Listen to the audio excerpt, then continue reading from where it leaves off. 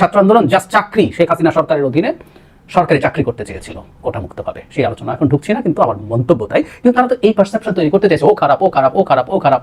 বিএনপির চাঁদাবাজির কথা তারা বড় গলায় বিভিন্ন জায়গায় বলে বেরিয়েছে না।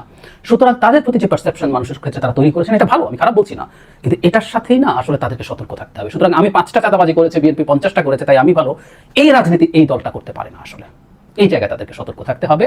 তারা যা ইমেজ তৈরি করতে চাচ্ছেন তার সাথে আসলে তাদেরকে তাদের আচরণ ম্যাচ করতে হবে একদম নিশ্চিতভাবে, আদারওয়াইজ এই দলটা আটারলি ফেল করবে।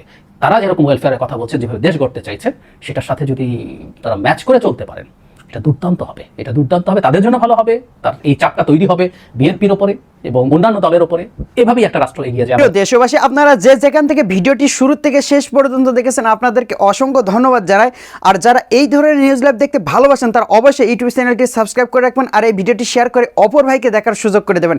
তাহলে সবাই ভালো থাকবেন, সুস্থ থাকবেন। দেখা হবে পরবর্তী কোনো দেশের আপডেট খবর অথবা নিউজ নিয়ে। আসসালামু আলাইকুম।